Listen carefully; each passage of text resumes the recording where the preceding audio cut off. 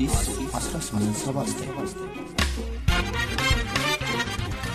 ይህ የአዲስ 1879 የራስጌ ማስታወሻ ነው። በ1970ዎቹ የወቅቱ የኢትዮጵያ ፕሬዝዳንት የነበሩት ጓድ መንግስቱ ኃይለ ማርያም ዓለም አቀፍ ጋዜጠኞች በተሰበሰቡበት መግለጫ ሊሰጡ ከአዳራሹ ተገኝተዋል።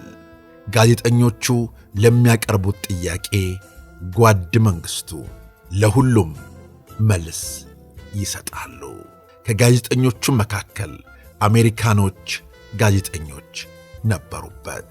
ጓድ መንግስቱ አሜሪካኖቹን ጋዜጠኞች ስለሚያውቋቸው እጃቸውን ሲያወጡ እየዘለሉ ለሌሎቹ ጋዜጠኞች እድል መስጠት ቀጠሉ።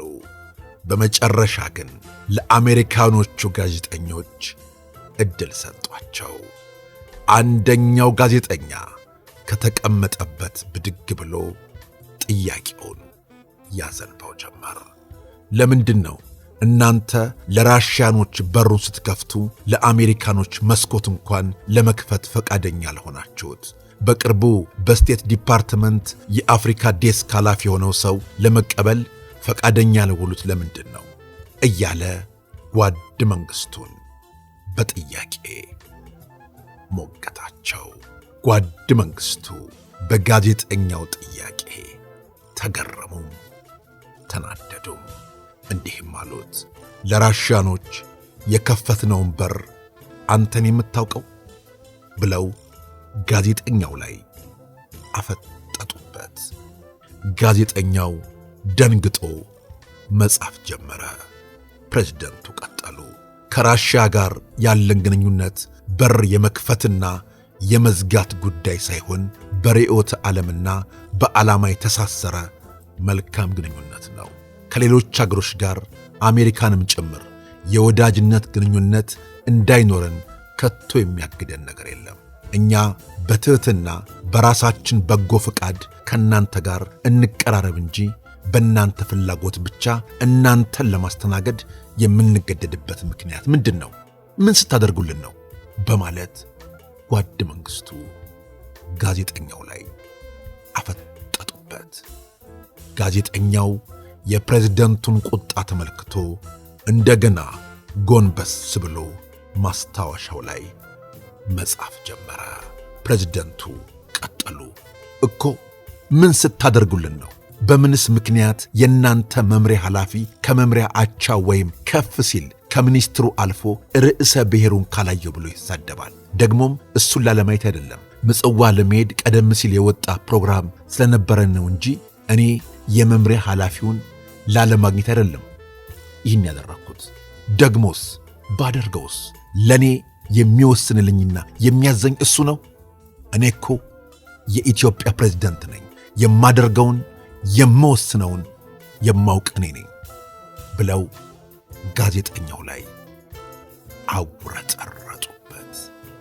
ጋዜጠኛው ቀና ሳይል የፕሬዝዳንቱን መልስ አዳመጠ።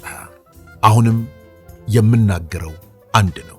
እኛ እንደ ማንኛውም አገር አቻ እኩያ መሪ ሲመጣ በአክብሮት እንቀበላለን። ሆኖም ግን የመምሪያ ኃላፊ መጥቶ ላግኝህ ቢለኝ እኔን ሊያገኝ አይችልም። ሊያገኝ የሚችለው እኩያውን የመምሪያ ኃላፊውን ብቻ ነው።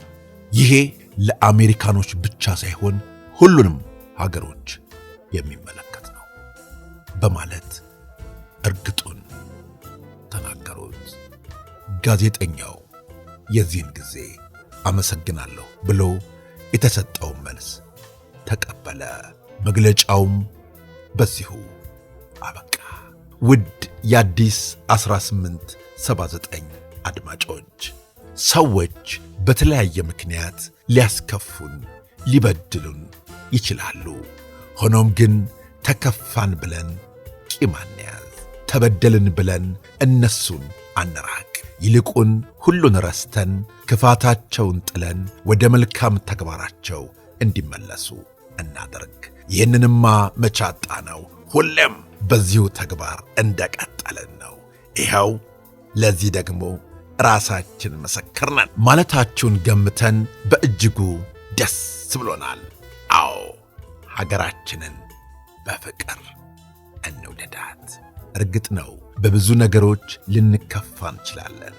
ሀገርን ግን በምንምና በማንም ልንለውጣት አንችልም።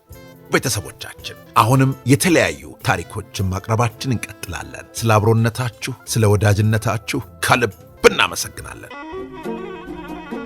አዲስ 1879